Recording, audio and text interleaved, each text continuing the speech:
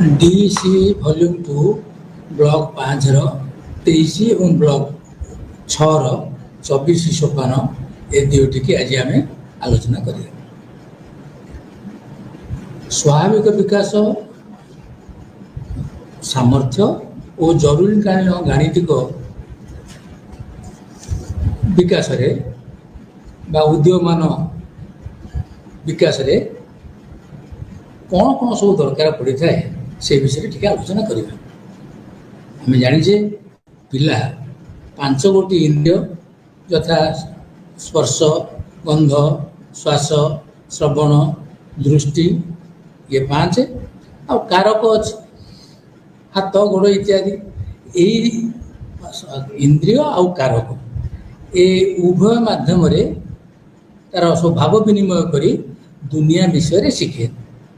Sense ଆଉ motor organ ଏ ଉଭୟଙ୍କ ସାହାଯ୍ୟରେ ସେ ଶିଖିବାକୁ ଆରମ୍ଭ କରିଥାଏ। ଏହି ପ୍ରକ୍ରିୟାରେ ସେ କ'ଣ କ'ଣ କରେ? ଏହି ପ୍ରକ୍ରିୟାରେ ସେ ମେଳ କରିବା, ଯାହାକୁ ଆମେ ଇଂରେଜୀରେ ମ୍ୟାଚିଂ ବୋଲି କହୁ, ସାଧାରଣ ସମ୍ପର୍କ ଚିହ୍ନିବା, ବର୍ଗୀକରଣ କରିବା, କ୍ରମିକକରଣ ବା ତାକୁ ଇଂରେଜୀରେ ସିରିଏସନ୍ ବୋଲି କହନ୍ତି, ସଂରକ୍ଷଣ ବା କନଜରଭେସନ୍ ବୋଲି କହନ୍ତି ଏବଂ କାରଣ ପ୍ରଭାବ ସମ୍ପର୍କକୁ ବୁଝିବା ପାଇଁ ତାର ଜ୍ଞାନାତ୍ମକ ଦକ୍ଷତାର ବ୍ୟବହାରକୁ କରି ବିକାଶ କରନ୍ତି। ଏବଂ ଏଇ ଯେଉଁ ମେଳ କରିବା, ସାଧାରଣ ସମ୍ପର୍କକୁ ଚିହ୍ନିବା, ବର୍ଗୀକରଣ ଆଉ କ୍ରମିକକରଣ, ସଂରକ୍ଷଣ,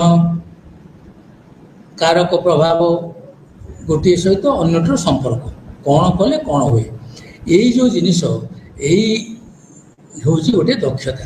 ଏଗୁଡ଼ିକୁ ପ୍ରତ୍ୟେକ ଗୋଟିଏ ଦକ୍ଷତା। ଆଉ ଏଇ ସାମର୍ଥ୍ୟ ଗୁଡ଼ିକୁ ବିଭିନ୍ନ ଧାରଣା ହାସଲ କରିବା ପାଇଁ ନିହାତି ଆବଶ୍ୟକ।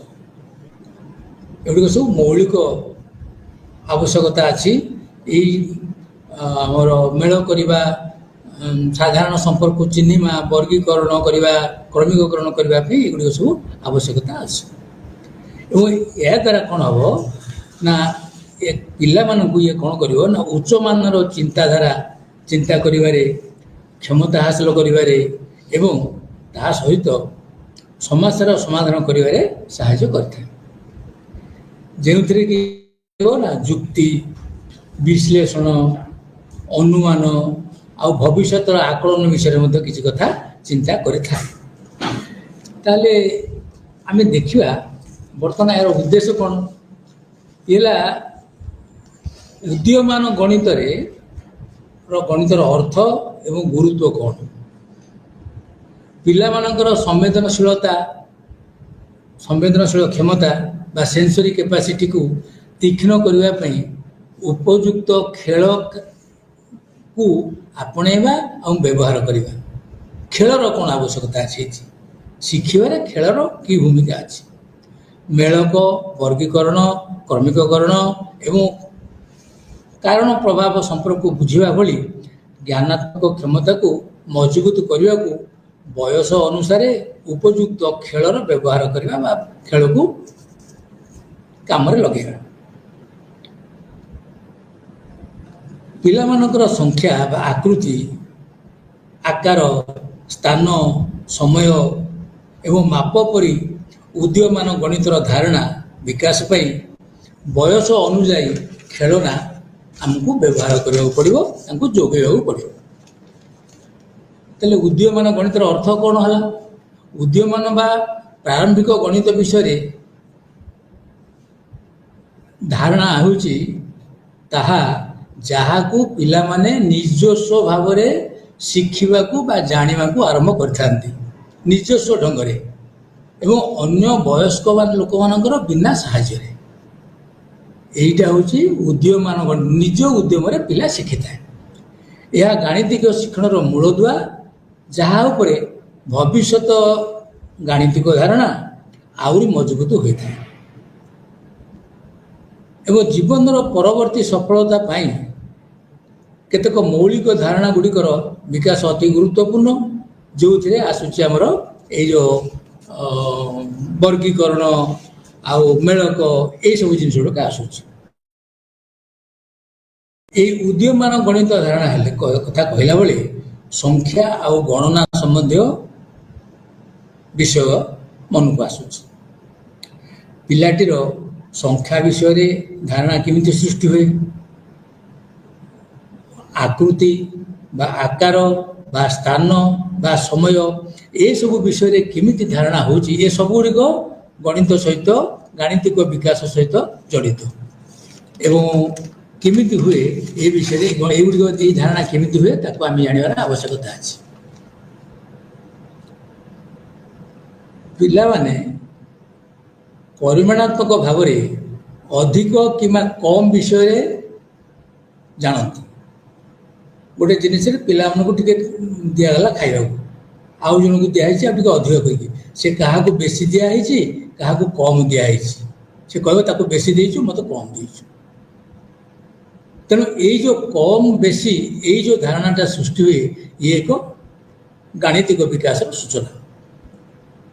ଆଉ ଗୋଟିଏ କଥା, ସଂଖ୍ୟା ଗୁଡ଼ିକୁ ମଧ୍ୟ କ୍ରମାନ୍ୱୟରେ କେମିତି ରଖିବାକୁ ହୁଏ ସେ ଧୀରେ ଧୀରେ ବୁଝିପାରେ ଏବଂ ସଠିକ ଭାବରେ ଗଣନା କରିବାର ଦକ୍ଷତା ଏଇଥିରେ ସକ୍ଷମ ହେବା ପାଇଁ ଏକା ପ୍ରକାରର ଜିନିଷକୁ, ଧରନ୍ତୁ ବଲ୍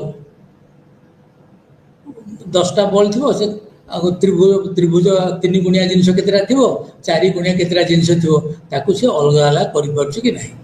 ଏଇ ଯେଉଁ ଜିନିଷ ବର୍ଗୀକରଣ କରିବା, କ୍ରମିକରେ ସଜେଇବା, କଲର ଯେମିତି ଥିବ ବିଭିନ୍ନ କଲର ଥିବ, ଯଦି ନାଲି କଲର ଖାଲି ମଧ୍ୟ 3ଟା ଅଛି, 20ଟା ବା 10ଟା ବଲ୍ ଅଛି, ସେଥିରେ ବଲ୍ ଗୁଡ଼ିକୁ ଏକାଠି ରଖିପାରୁଛି କି ନାହିଁ ଏକା କଲରର, ବା ତ୍ରିଭୁଜାକାର ଜିନିଷକୁ ଏକାଠି ରଖିପାରୁଛି କି ନାହିଁ, ବର୍ଗାକାର ଜିନିଷକୁ ଅଲଗା କରିପାରୁଛି କି ନାହିଁ, ଏଇସବୁ ଯଦି କରିବା ପାଇଁ ସେ ଏଇ ଜିନିଷକୁ ସେ ଶିଖେ।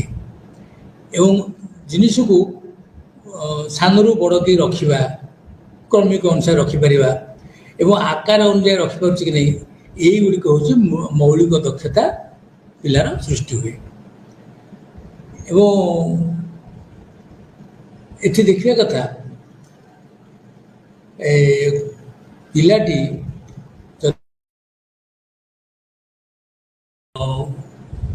ରଙ୍ଗରେ ତିଆରି ହେଇଥିବା ଜିନିଷ ଦିଆଯାଇଥିବ, ତାହେଲେ ସେ ସେଇ ପ୍ରକାର ତାକୁ ରଖିପାରୁଛି କି ନାହିଁ। ମନେକର ନାଲି ଆଉ ନେଳି, ନାଲି ନେଳି ଏମିତି ଯଦି ଗୋଟେ ଚିତ୍ର ତାକୁ ଦେଖାହେଲା, ତାହେଲେ ସିଏ ଯେତେ ତା ପାଖରେ ସେଇଭଳିଆ ନାଲି ନେଳିର ଛୋଟ ଛୋଟ ଖଣ୍ଡ ଖଣ୍ଡ ଥିବ, ସେ ତାକୁ ସେ ଅନୁସାରେ ସଜେଇ ପାରୁଛି କି ନାହିଁ। ଏଇଟାକୁ ଆମେ କହିବା ଯେ ସିଏ ତାକୁ ଖାପ ଖୁଆଇ ନେଇପାରୁଛି କି ନାହିଁ, ତାକୁ ପାଟର୍ନ ସେ ଜାଣିପାରୁଛି କି ନାହିଁ। ସେମିତି ଆଉ ଗୋଟିଏ ଜିନିଷ ହେଇପାରେ, ଯଦି ଧଳା ହଳଦିଆ ଯଦି ଥିବ, ତାହେଲେ ପିଲା ମଧ୍ୟ ସେ ଅନୁସାରେ ସଜେଇ ପାରୁଛି କି ନାହିଁ ସେଇଟା ମଧ୍ୟ ଜାଣିବାର କଥା। ସେଇଭଳି ହେଇପାରେ ଯେ ଛୋଟ ସାର୍କେଲ ବା ଛୋଟ ବୃତ୍ତ, ବଡ଼ ବୃତ୍ତ, ବା 2 ଟିକିଆ ଜିନିଷ, 4 ଟିକିଆ ଜିନିଷ, 6 ଟିକିଆ ଜିନିଷ ଯଦି ଏମିତି କ୍ରମାନ୍ୱୟରେ ରଖିବା, ପିଲା ତାକୁ ଦେଖି ସାରିଲା ପରେ ସେ ଅନୁସାରେ ସଜେଇ ପାରୁଛି କି ନାହିଁ, ୟାକୁ ଦେଖିଲା ଏମିତି ଯଦି ଥରେ କରିଦେଇକି ଦେଖେଇ ଦିଆଯିବ, ତାହେଲେ ପିଲା ନିଶ୍ଚିତ ରୂପରେ ୟାକୁ ଜାଣିପାରିବ ଏବଂ ଶିଖିପାରିବ। ଏଥିରେ ଆଉ ଗୋଟେ କଥା ଆସିଲା, ମାପ ସମ୍ବନ୍ଧୀୟ ଉଦୀୟମାନ ଗାଣିତିକ ଧାରଣା ପିଲାର କେମିତି ହୁଏ। ସେଥିରେ ସମୟ, ଓଜନ, ଦୂରତା, ଆକାର, ଏ ସବୁ ଗୁଡ଼ିକ, ଓଜନ ସେ କୋଉଟା ନେଇପାରୁଛି, କୋଉଟା ଯୋଉଟା ହାଲୁ, ସେ ମନେକ ତାକୁ 2ଟା ଜିନିଷ ଦିଏ, ସେ କହିବ ଏଇଟା ଓଜନ। ସେମିତି କଥା କହିଲା ବେଳେ ସେ କହିବ ଯେ ମିଠା ଦୋକାନ, ଚକୋଲେଟ୍ ଦୋକାନ କି ଆଇସ୍କ୍ରିମ୍ ଦୋକାନ ଦେଖିବ, ସେଠିକି ସେ ପଳେଇ ଯାଇପାରିବ। ସେ କହିବ ଷ୍ଟେସନାରୀ ଦୋକାନ କଥା କହିଲା ବେଳେ ସେ କହିବ ନାଇଁ ମୁଁ ସେଠି ଯାଇପାରିବନି, ସେ ଜାଣିছে ସେ ଦୋକାନଟା ଦୂରରେ ଅଛି। ସେଇଭଳି ଭାବରେ ଗୋଟେ ବଡ଼ ଆୟତାକାର ଜିନିଷ, ଆୟତାକାର 4 ଗୁଣିଆ ଜିନିଷ ଗୋଟେ ଥୁଆ ହେଇଥିବ, 3 ଗୁଣିଆ ଜିନିଷ ଥୁଆ ହେଇଥିବ, ସେ 4 ଗୁଣିଆ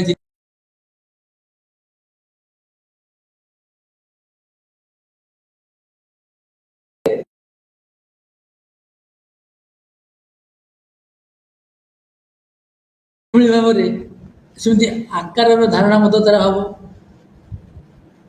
ମନେକର ମା ତାକୁ ଗୋଟେ ଟେବୁଲ କ୍ଲଥ ତାକୁ ଦେଲେ, ତାକୁ କହିବେ ପକେଇ ଦେଖିଲୁ, ସେ ଦେଖିବ ଯେ ଯଦି ଟେବୁଲ କ୍ଲଥଟା ଟେବୁଲଠୁ ବଡ଼ ଅଛି ତାହେଲେ ସେ କହିବ ମା ଟେବୁଲ କ୍ଲଥଟା ବଡ଼, ଏଇଟା ବଡ଼ ଅଛି।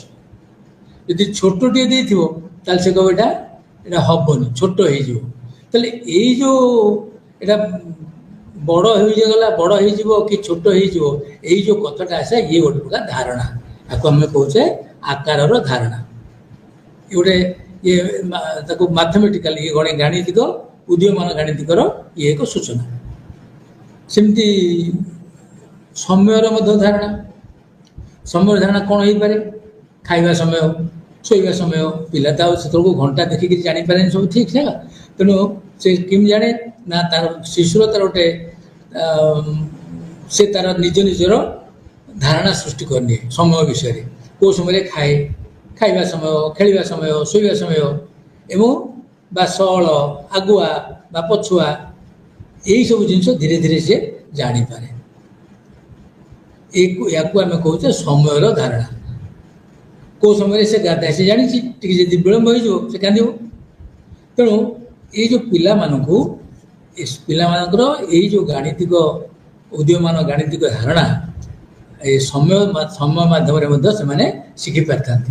ଗୋଟେ ହେଉଛି ମାପ ମାଧ୍ୟମରେ, ଗୋଟେ ହେଉଛି ଆକାର ମାଧ୍ୟମରେ, ଆଉ ଗୋଟେ ହେଉଛି ସମୟକୁ ଦେଖିକି ମଧ୍ୟ ବା ସମୟ ଅନୁସାରେ ମଧ୍ୟ ସେମାନେ ତାଙ୍କର ଗାଣିତିକ ବିକାଶ ହେଇପାରେ। ସେମିତି ଦୂରତା, ଯେତେବେଳେ ସେ କେକ୍ ଦୋକାନ ପାଖରେ ଥିବ ସେ କହିବ, ସେ ପଳେଇବ। କିନ୍ତୁ ଯେତେବେଳେ ଷ୍ଟେସନାରୀ ଦୋକାନ କିଛି କହିବ ନା ମୁଁ ସେଠି ଯାଇପାରିବି, ସେ ବହୁତ ଦୂରରେ ଅଛି। ତେଣୁ ଯଦି କମ ଓଜନ ଜିନିଷ ଆସେ, କମ ଦୂରତାରେ ଥିବା ଦୋକାନକୁ ସେ ପଳେଇବ। ଆଉ ବେଶୀ ଦୂରରେ ଥିବା ଦୋକାନକୁ ଯିବାକୁ ସେ କହିବ ନା ମୁଁ ଚାଲିକି ଯାଇପାରିବି, ମୋତେ କାଖେଇକି ନିଅ। ଏଇ ଯେଉଁ କଥା ହେଉଛି, ଏଇଟା ହେଉଛି ତାକୁ କହୁଛେ ଦୂରତ୍ୱ ବିଷୟରେ ତାର ଧାରଣା ହେଲା। ଇଏ ମଧ୍ୟ ଗୋଟିଏ ଉଦୀୟମାନ ଗାଣିତିକର ପ୍ରମାଣ। ସେମିତି ଓଜନ, ତାର ଯେଉଁ ସ୍କୁଲ ବ୍ୟାଗ୍ଟି ସେ ଧରୁଛି, ସେ ବ୍ୟାଗ୍ଟା ସେ ଟେକି ପାରୁଛି କି ନାହିଁ? ଖଣ୍ଡିଏ ବହି ହେଲେ ଟେକି ଦେଉଛି, ଅଳ୍ପ ଥିଲେ ବେଶୀ, ନହେଲେ ସେ କହିବ ଏଇଟା ଓଜନ ହେଉଛି ବା ଏଇଟା କାଟୁଛି। ତେଣୁ ବ୍ୟାଗ୍ ଏଇଟା ବହୁତ ଭାରି। ଆଉ ଗୋଟେ ଅନ୍ୟ ଜିନିଷ ଯଦି କମ୍ ଥିବ ତାହେଲେ ସେ ଯଦି ଟିଫିନଟା ତାର ଟିଫିନ କ୍ୟାରିୟରଟା ବାହାର କରି ଦିଆଯିବ, ତାହେଲେ ସେ କହିବ ନା ହଁ ଏଥର ଟିକେ କମିଗଲା। ତେଣୁ ଏଇଥିରୁ ସେ ଓଜନ ବିଷୟରେ ମଧ୍ୟ ତାର ଧାରଣା ହେଇପାରେ। ସେମିତି ସେଇଭଳି ଭାବରେ ଆମେ ଦେଖିବା କଥା ବିଭିନ୍ନ ଆକୃତି, ସରଳରେଖା, ବକ୍ରରେଖା, ବୃତ୍ତ, ଏଇସବୁ ଜିନିଷ ଦେଖିଲେ ସେ ତାକୁ ଅଲଗା ଲାଗେ ଦେଖେ। ସେ ଦେଖିବ ଯେ ସରଳରେଖା ଏଇଟା ଅଲଗା, ବକ୍ରରେଖା ଏଇଟା ବୁଲି ବୁଲି ଯାଇଛି, ବୃତ୍ତଟା ଏଇଟା ବୁଲି ବୁଲି ଘୁରି ଘୁରି ରହିଛି। এই ବିଷୟରେ ମଧ୍ୟ ସେ ଧାରଣା କରିପାରେ। ସେ ଆଙ୍ଗୁଠି ବେଳେବେଳେ ଏଥିରେ ବୁଲାଏ। ଏଥିରୁ ଆମେ ଜାଣିପାରୁଛେ ଯେ ଯଦିଓ ରେଖା ଗୁଡ଼ିକ ଭିନ୍ନ ଭିନ୍ନ ଥିବାରୁ ସେ ସେଇ ଅନୁପାତରେ, ସେ ଆକୃତି ଆକାର ଅନୁସାରେ ତାକୁ ମଧ୍ୟ ଚିହ୍ନି ପାରୁଛି। ଇଏ ମଧ୍ୟ ଗୋଟିଏ ଗାଣିତିକ, ଉଦୀୟମାନ ଗାଣିତିକର ସୂଚନା। ସେମିତି ସ୍ଥାନ, ଟେବୁଲ ଉପରେ ବା ଟେବୁଲ ତଳେ ଗୋଟେ ବଲ୍ଟେ ଗୋଟେ ଟେବୁଲ ଉପରେ ଅଛି, ସେ କହିବ ଉପରେ ଅଛି। କିମ୍ବା ପିଲା ଯେତେବେଳେ କେତେବେଳେ ଟେବୁଲ ତଳେ ରହିଯାଇଥିବ, ତାକୁ କୁଆଡ଼େ ଗଲା ଦେଖିଲାକୁ ସେ ଟେବୁଲ ତଳେ। ତେଣୁ ତଳ, ଉପର, ମଝି, ଉପର, ବାହାର, ଏସବୁ ବିଷୟରେ ମଧ୍ୟ ପିଲା ଧାରଣା କରିଥାଏ। ତେଣୁ ଏଇ ଯେଉଁ ଦୂରତା, ଓଜନ ବା ଆକାର, ସମୟ, ଏସବୁ ହେଉଛି ଗାଣିତିକ, ଉଦୀୟମାନ ଗାଣିତିକ ବିକାଶର ଏସବୁ ଲକ୍ଷଣ। ଏବଂ ଶିଶୁ ତାର ପ୍ରି ସ୍କୁଲ ଅବସ୍ଥାରେ ୟାକୁ ସବୁ ଧୀରେ ଧୀରେ ଶିଖିଯାଏ ଏବଂ ତାକୁ ଏଇଥିରେ ସାହାଯ୍ୟ କରନ୍ତି, ତାର ପରିବାର ଲୋକ ସାହାଯ୍ୟ କରିଥାନ୍ତି। ଏଗୁଡ଼ିକ ସବୁ ତାକୁ ଅଭ୍ୟାସ କରାଇଥାନ୍ତି। ତାହେଲେ ଇଏ ନିଶ୍ଚିତ ରୂପରେ ଯେ ତାର ଜ୍ଞାନାତ୍ମକ ବିକାଶ ଘଟୁଛି ଏଥିରେ। ଏଇ ଯେଉଁ ଜ୍ଞାନାତ୍ମକ ସାମର୍ଥ୍ୟ ଆଉ ଧାରଣା, ଏ ମଧ୍ୟରେ ତାର କ'ଣ ସମ୍ପର୍କ ତାହେଲେ ରହୁଛି? ସେ ଦେଖୁଛି ଯେ ସବୁ ବଲ୍ ଗୋଟେ ପ୍ରକାରର, ତ୍ରିଭୁଜାକାର ଜିନିଷ ଗୋଟେ ପ୍ରକାରର, ବା ଚାରିକୋଣିଆ ଜିନିଷ ଆଉ ଗୋଟେ ପ୍ରକାର, କଲର ଅଲଗା ପ୍ରକାର, ଏ ସବୁ ବିଷୟରେ ତାର ଧୀରେ ଧୀରେ ଧାରଣା ହେଇ ଚାଲୁଛି। ତାହେଲେ ସେ ଗୋଟିଏ ସହିତ ଅନ୍ୟ ଗୋଟିଏକୁ ମଧ୍ୟ ସମ୍ପର୍କକୁ ବୁଝିବାକୁ ଚେଷ୍ଟା, କ'ଣ ୟା ସାଙ୍ଗେ ତାର କ'ଣ ସମ୍ପର୍କ ଅଛି। ଆଗରୁ ଆମେ କଥା ହେଇଛେ ସେ ଗୋଟାଏ ଜିନିଷ ଧରି ତଳକୁ ବାଡ଼େଇଲା, କି ଗୋଟେ ଗିନିକି ବାଡ଼େଇଲା, କି ଗୋଟେ ଥାଳିକି ବାଡ଼େଇଲା, ତାହେଲେ ଶବ୍ଦ ହେଲା। ସେ ଦେଖୁଛି ଗୋଟେ ଜିନିଷରେ ଆଉ ଗୋଟେ ଜିନିଷକୁ ବାଡ଼େଇଲେ ଶବ୍ଦ ହେଉଛି, ଏ ଗୋଟେ ସମ୍ପର୍କ। ତେଣୁ ସେ ଆଉ କ'ଣ କେମିତି ଜାଣିପାରୁ, ସମ୍ପର୍କ କେମିତି ବୁଝିପାରୁଛି? ସେ ମ୍ୟାଚିଂ କରିକି, ମେଳକ କରିକି। କ'ଣ ସେ ଜିନିଷ? ଜୋତା ଷ୍ଟାଣ୍ଡରେ ବିଭିନ୍ନ ଲୋକଙ୍କର, ତାଙ୍କ ଘର ପରିବାର ବିଭିନ୍ନ ଲୋକଙ୍କର ଜୋତା ଥୁଆ ହେଇଛି। ସେ ତାକୁ ସ୍କୁଲକୁ ଯିବାକୁ, ତାକୁ ବାହାର କରିବାକୁ ନେଲାବେଳେ ସେ ତା ନିଜର ଜୋତା ଯୋଡ଼ିକ, ଜୋତା ହଳକ ବାହାର କରି ପିନ୍ଧିବାକୁ ଚେଷ୍ଟା କରିବ। ଏଇଟା ହେଉଛି ମେଳକ କରିବା। ବଡ଼ ଜୋତା ନେବନି, ଅନ୍ୟ କାହାର ଜୋତା ନେବନି, ତାର ଯେଉଁ ଦୁଇଟି ଜୋତା ସେ ଦୁଇଟିକି ସେ ନେବାକୁ ନିଶ୍ଚୟ ହିଁ ତାକୁ ହିଁ ବାଛିବ। ଏଇଟା ବହୁତ ବଡ଼ କଥା। ଏଇଟା ଗୋଟେ ଉଦୀୟମାନ ଗାଣିତିକ ସୂଚନା। ଆଉ ଗୋଟେ ହେଉଛି ବର୍ଗୀକରଣ।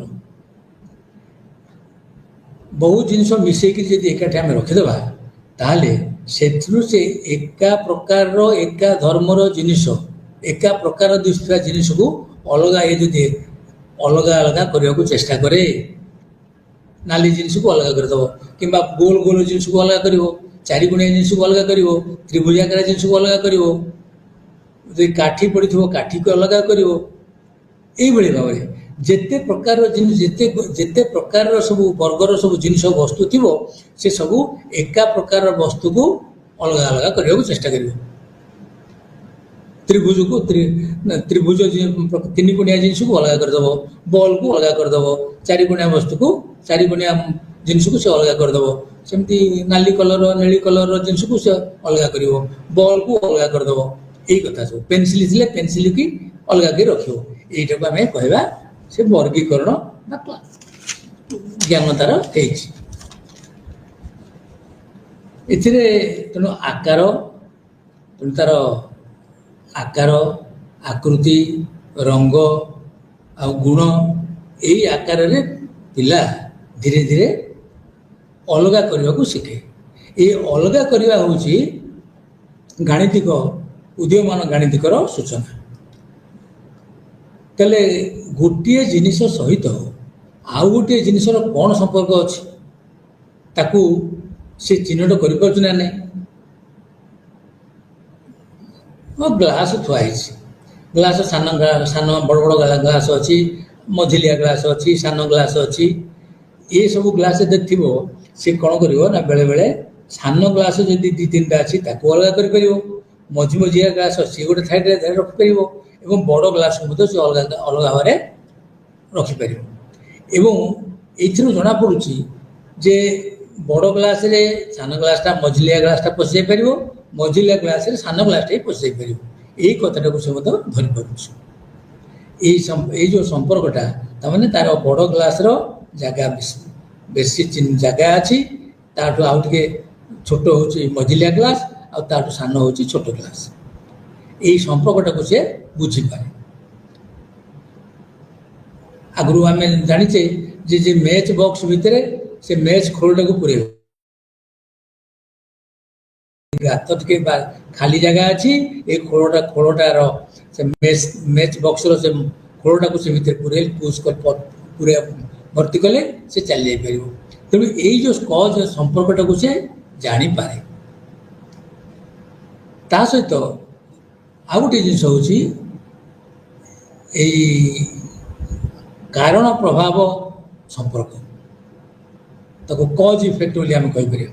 ଗୋଟେ ଜିନିଷ ଆଉ ଗୋଟେ ଜିନିଷ କରେ କ'ଣ, କ'ଣ ଆମେ ଦେଖିବା ଯେ ଯଦି ଗୋଟେ ଜିନିଷ ପିତ୍ତଳ ଗ୍ଲାସ, ସେ ଗରମ ହେଇଯାଇଛି କୌଣସି କାରଣରୁ, ସେଠି ଯଦି ଟିକେ ଥଣ୍ଡା ପାଣି ଢାଳିଦେବା, ତାହେଲେ ସେ ଗ୍ଲାସଟା ଥଣ୍ଡା ହେଇଯାଉଛି। ତାହେଲେ ଏଥିରେ ବା କୌଣସି ଜିନିଷ ଟିକେ ତାତି ଯାଇଛି ବା ଗରମ ଅଛି, ସେଠି ପାଣି ପକାଇଦେଲେ ସେ ଟିକେ ଥଣ୍ଡା ହେଇଯାଉଛି। ଏଇ ଜିନିଷଟା ମଧ୍ୟ ପିଲା ବୁଝିପାରେ। ଏଇଟା ହେଉଛି ମାନେ କାରଣ ପ୍ରଭାବ ସମ୍ପର୍କ ବୋଲି ଆମେ ତାକୁ କହିବା, ଯେଉଁଥିରେ କି ପିଲା ତା ବୁଦ୍ଧିର ବିକାଶ ବା ଜ୍ଞାନର ବିକାଶ ହେଇଛି ଏଇଠି, ଏବଂ ଏଇଟା ଗୋଟେ ଗାଣିତିକ ବିକାଶ ବୋଲି ଆମେ ତାକୁ କହିବା। କାହିଁକି ନା ଗୋଟେ ଜିନିଷ ଆଉ ଗୋଟେ ଜିନିଷକୁ କରାଏ, ଗରମ ଜିନିଷରେ ପାଣି ଟିକେ ଢାଳିଦେଲେ ସେ ଥଣ୍ଡା ହେଇଯାଏ। ଏଇଟା ହେଉଛି କାରଣ ପ୍ରଭାବ। ଆଉ ଗୋଟେ କଥା ହେଲା ବିଭିନ୍ନ ରଙ୍ଗର ମନେକର ମାଳ, ଫୁଲମାଳ ହଉ ଯେ ମାଳ ହଉ, ତାକୁ ଯଦି ରଖି ଦିଆଯିବ, ପିଲାକୁ କହିବ ଟିକେ ଦେଖିଲୁ ତୁ ଅଲଗା ଅଲଗା କଲୁ, ତାହେଲେ ସେ ଗୋଟିଏ ପ୍ରକାରର ଗେଣ୍ଡୁମାଳ ହଉ, ଗେଣ୍ଡୁମାଳ ମନେକର ହଳଦିଆ ଗେଣ୍ଡୁ ଅଛି, ନାଲି ଗେଣ୍ଡୁ ଥିବ, ଆଉ ଅଲଗା ପ୍ରକାର ଧଳା ଗେଣ୍ଡୁ ଥାଇପାରେ। ତେଣୁ ଯଦି ବିଭିନ୍ନ ରଙ୍ଗର ଗେଣ୍ଡୁ ଥିବ, ତାକୁ ଧଳା ଗେଣ୍ଡୁ ବାହାର କଲୁ କି ମାଳ ଅଲଗା କଲୁ, ସିଏ ଯଦି ତାକୁ ଅଲଗା ଅଲଗା କରିପାରିଲା, ତାହେଲେ ସିଏ ଜାଣିହେଲା ଯେ ଏଇଟା ଗୋଟେ ତାର ଧାରଣା ହେଲା, ରଙ୍ଗ ବାବଦରେ ଧାରଣା ଯେ ହଳଦିଆ ଗେଣ୍ଡୁ ଆଉ ଧଳା ଗେଣ୍ଡୁ ଇଏ ଏକା ଜାତିର ହେଇପାରନ୍ତି, କିନ୍ତୁ ଏମାନେ କଲର ତାଙ୍କର ସବୁ ଅଲଗା। ଏଇଥିରେ ତାର ରଙ୍ଗର ଧାରଣା ହେଲା। ସେମିତି ଆଉ ଗୋଟେ କଥା ଦେଖାଯାଇପାରେ, ଖାଦ୍ୟ ପଦାର୍ଥ କଥା ଦେଖାଯାଏ। ପିଲାକୁ ଆମେ ଖାଇବାକୁ ଯେତେବେଳେ ଦେଉ, କେତେକ ଖାଦ୍ୟକୁ ପିଲାମାନେ ପସନ୍ଦ କରନ୍ତି, ଆଉ କେତେକ ମଧ୍ୟ ଟିକେ ପସନ୍ଦ କରନ୍ତି ନାହିଁ। ଲୁଣିଆ, ମିଠା, ଖଟା, ସେ ତା ପାଟିକି ଯେମିତି ଲାଗିଲା ସେ ସ୍ୱାଦର ଅନୁସାରେ ସେ କହିବ ଯେ ମୁଁ ବେଳେବେଳେ ତାର ଧାରଣା ଯେଉଁ ଆମେ ପଢ଼ୁଥିଲେ ରଙ୍ଗର ଧାରଣା କେମିତି ହେଲା, ଏଇଟା ମଧ୍ୟ ସ୍ୱାଦର ଧାରଣା ମଧ୍ୟ ପିଲା ଜାଣିପାରେ। ତାକୁ ଯଦି ବିଭିନ୍ନ ଜିନିଷ ଯଦି ଚଟେଇ ଦିଆଯିବ ବା ତାକୁ ପାଟିରେ ଦିଆଯିବ, ସେ ଲୁଣିଆ, ଖଟା, ମିଠା, ପିତା ଏସବୁ ଜାଣିପାରେ ଏବଂ କହେ ମଧ୍ୟ। ଆଉ ସେମିତି ବିଭିନ୍ନ ପ୍ରକାର ଆୟତ କ୍ଷେତ୍ର, ବୃତ୍ତ, ତ୍ରିଭୁଜ, ତାକୁ ଯଦି ଆମେ ଏକାଠି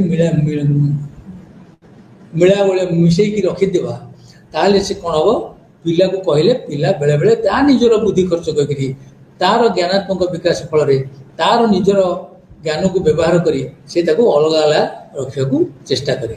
କାରଣ ଏଇଥିରେ କରିକିରି ସେମାନେ ଶିଖନ୍ତି, ଲର୍ଣ୍ଣିଂ ବାଇ ଡୁଇଂ, କରିକିରି ସେମାନେ ଶିଖନ୍ତି। କରିକିରି ସେମାନେ ଶିଖନ୍ତି, ଲର୍ଣ୍ଣିଂ ବାଇ ଡୁଇଂ, କରିକିରି ସେମାନେ ଶିଖନ୍ତି। ଥରକୁ ଥର ସେମାନେ ତିଆରି କରୁଥିବେ, ସେ ହଉନଥିବ, କିନ୍ତୁ ପୁଣି ଚେଷ୍ଟା କରନ୍ତି ଏବଂ ଥରକୁ ଥର ଚେଷ୍ଟା କରିକିରି ସେ କରିକିରି ସେ ଶିଖନ୍ତି।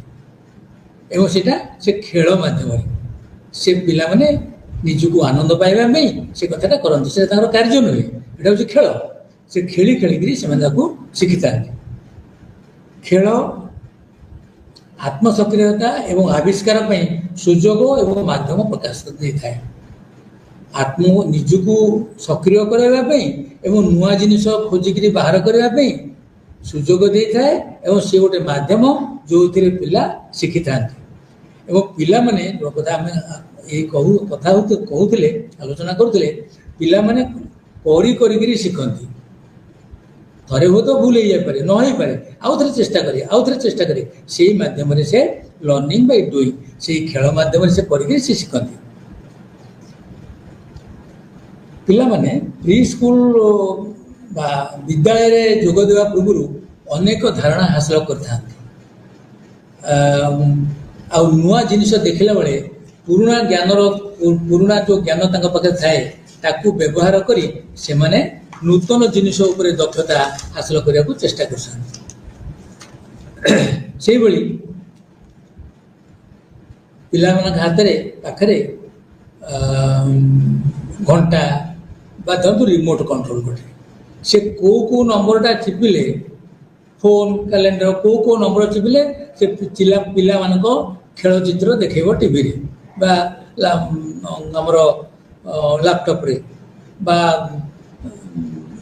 ମୋବାଇଲରେ। ସେମାନେ ମାନଙ୍କର 6-7 ଚିପିଲେ ଟିଭି ବା ଶିଶୁମାନଙ୍କର କାର୍ଟୁନ ଚିତ୍ର ଆସୁଛି, ସେ ତାକୁ ଚିପିଦେବ। ତାକୁ କେହି ଶିଖେନି, ସେମିତି କରିକିରି ପାଇଯାଇଛି।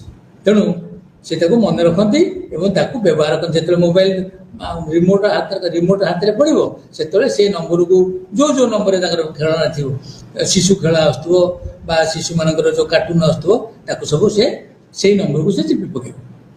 ସେମିତି ମୋବାଇଲରେ ବି ସେ ଖେଳ ଦେଖେ, ସେ କେଉଁ ନମ୍ବରରେ ଆସିବ, କେମିତି କରିବ, ସେ ସେଟ୍କୁ ଯାଇକିରି ସେ ଦେଖିବ। ତାପରେ ତାକୁ ଯଦି କିଛି କହିବ ସେ ରହ ମୁଁ ଟିକେ ଦେଖୁଛି ରହିଥା। ତେଣୁ ଏଇ ଯେଉଁ 2-3 ବର୍ଷର ପିଲାମାନେ ଛୋଟ ଛୋଟ ବାକ୍ୟ ମଧ୍ୟ ବ୍ୟବହାର କରନ୍ତି। ଏଇ ଯେଉଁ ଟିଭି ଦେଖୁଥିବେ ବା କାର୍ଟୁନ ଦେଖୁଥିବେ ତାଙ୍କୁ ଯଦି କହିବ ଖାଇବ ଆସ ଚାଲିଆ ନା ରହ ତୁ ଟିକେ ରହ, ଏଇ ଯେଉଁ ଛୋଟ ଛୋଟ ବାକ୍ୟ ମଧ୍ୟ ସେମାନେ କହିଥାନ୍ତି। ଆଉ କ'ଣ କରିପାରିବା? ମନେକର କିଛି ପରିବା ଯଦି ତାଙ୍କ ପାଖରେ ଥୋଇ ଦିଆଯିବ ତାହେଲେ ଆଳୁ ବାଇଗଣ ଟମାଟୋ ଅନ୍ୟ ଜହ୍ନି ଅନ୍ୟାନ୍ୟ ଜିନିଷ କିଛି ରଖି ଦିଆଯିବ। ଛୁଆ ବା ଶିଶୁଟି ଦେଖିଛି ଯେ ଭାରି ଜିନିଷ ତଳେ ରହେ, ତାକୁ ବେଗରେ ରଖି ତଳେ ଢଳା ହେଇଯାଇଥିବ, ତାକୁ ବେଗରେ ସଜାଡ଼ି ଦେଲୁ, ସେ ତଳେ ଭାରି ଜିନିଷକୁ ରଖିବ ଏବଂ ଉପରେ ହାଲକା ଜିନିଷକୁ ରଖିବ। ଟମାଟୋ ଭଳିଆ ଜିନିଷକୁ ସେ ଉପରେ ରଖିବ, ଆଳୁ ଭଳିଆ ଜିନିଷକୁ ସେ ତଳେ ରଖିବ। ଏଇ ଯେଉଁ ଜିନିଷ ଆସୁଛି এইটা ହେଉଛି ଉଦୀୟମାନ ଗାଣିତିକର ସୂଚନା। ଶିଖିଛି ସେ କେଉଁଟା କ'ଣ ରହିଲେ ରହିପାରିବ। କହିବା କଥା ଯେ ମନେକର ଗୋଟେ ବ୍ୟାଗ୍ ଭିତରେ ତେଲ ଜାତୀୟ ଜିନିଷ, ଘିଅ ଜାତୀୟ ଜିନିଷ, ପନିପରିବା, ଗ୍ରୋସରୀ ଅଛି। ପିଲା ପ୍ରଥମେ କ'ଣ ଯେତେବେଳେ ଜିନିଷ ଘରକୁ ଆସିବ ବାପା କି କିଏ ନେଇକି ଆସିବେ ତାକୁ ଟିକେ ଅଲଗା ଅଲଗା କଲୁ, ସେ ଦେଖିବ ପରିବା ପତ୍ରକୁ ଗୋଟେ ଅଲଗା କରିବ, ଗ୍ରୋସରୀ କି ଅଲଗା କରିବ, ତେଲ ଜାତୀୟ ଜିନିଷକୁ ଅଲଗା କରିବ, ଏଇଭଳି ଭାବରେ ସେ ତାକୁ ଅଲଗା ଅଲଗା କରିଦେବ। ଏଇଠୁ ଜଣାପଡ଼ିଲା ପିଲା ତାର ବୁଦ୍ଧି ବା ତାର ଜ୍ଞାନକୁ ବ୍ୟବହାର କରୁଛି। ସେମିତି ଆଲମାରିରେ ଜିନିଷ ରଖିଲା ବେଳେ ମଧ୍ୟ ପିଲା ସଜେଇକି ରଖିପାରେ।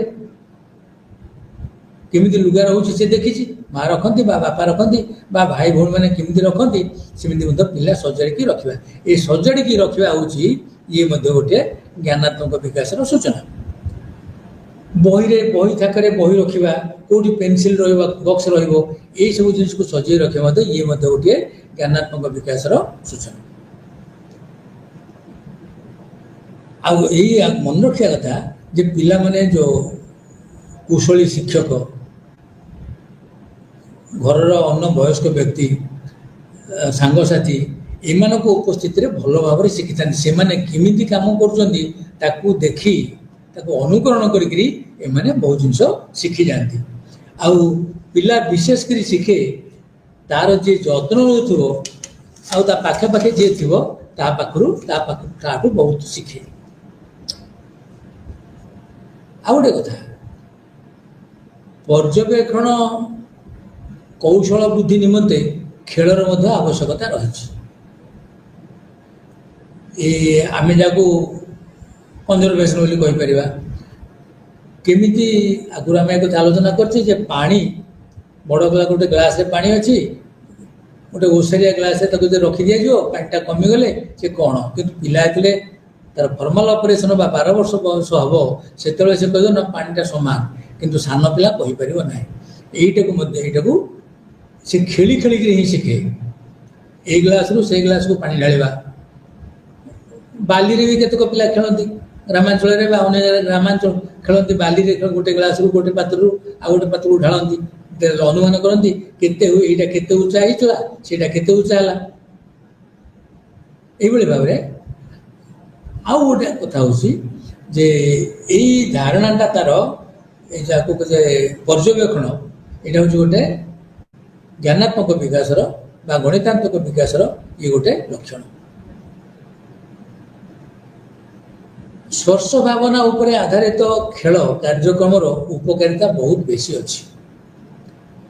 ପିଲା ଗୋଟେ ଯାହା କିଛି ଖେଳଣା ପାଖରେ ପଡ଼ିଥିଲେ ପିଲା ପ୍ରଥମେ ଛୁଏଁ, ଖେଳକୁ ଛୁଇଁବା, ଖେଳଣାକୁ ଟାଣିବା, ଖେଳଣାକୁ ବାଡ଼େଇବା ବା ଶବ୍ଦ ଶୁଣିବା,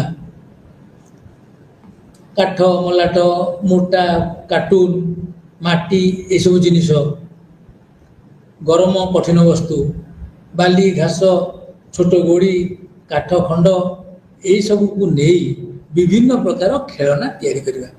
ଧରନ୍ତୁ ବା କାର୍ଡ଼ବୋର୍ଡ଼, ତାକୁ କାଟିକିରି ବିଭିନ୍ନ ପ୍ରକାର ଖେଳଣା ତିଆରି କରିବା, ବିଭିନ୍ନ ଆକାରର ବା ବିଭିନ୍ନ ଆକୃତିର ଜିନିଷ ସବୁ ଆଣି ତାକୁ ଖେଳଣା ବନେଇବାକୁ ଚେଷ୍ଟା କରିବା। ଏଇଥିରେ ଏଇ ଯେଉଁ ଜିନିଷ ତା ପାଖରେ ଯାହା ସବୁ ମିଳୁଛି, କଠିନ ବସ୍ତୁ ହଉ ବା ମାଟି ହେଲା ବା କାଠ ହେଲା ବା ମଲାଟ ହେଲା ବା ମୋଟା କାର୍ଟୁନ ହେଲା, ଏସବୁ ଜିନିଷ ସେ ଖେଳନାକୁ ଦେଖିକିରି କେମିତି ତିଆରି ହେଉଛି ଜାଣିବାକୁ ଚେଷ୍ଟା କରେ।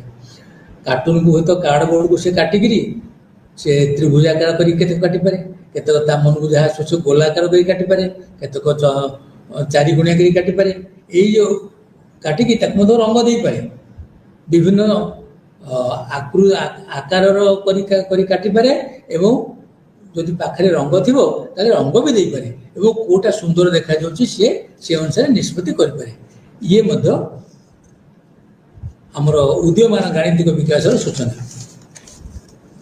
ତା ବ୍ୟତୀତ ଖେଳ ମାଧ୍ୟମରେ ପିଲା ଆହୁରି ବହୁତ କଥା ଜାଣିପାରେ। ତାର ଇନ୍ଦ୍ରିୟ ମାଧ୍ୟମରେ ଗନ୍ଧ ବାରିବା, ତେଣୁ ସମ୍ବର, ଫୁଲକୋବି, ଶାଲଗମ, ମୂଳା, ମେଥି, ତାହେଲେ କେଉଁଟା କେଉଁ ସ୍ମେଲ୍ ସେଇଟାକୁ ସେ ଜାଣିପାରେ। ଯେଉଁଟା ଭଲ ଲାଗିବନି ସେ ତାକୁ ଛୁଇଁବନି ବା ସେ ତାକୁ ଆଡ଼େଇ ଦେବ।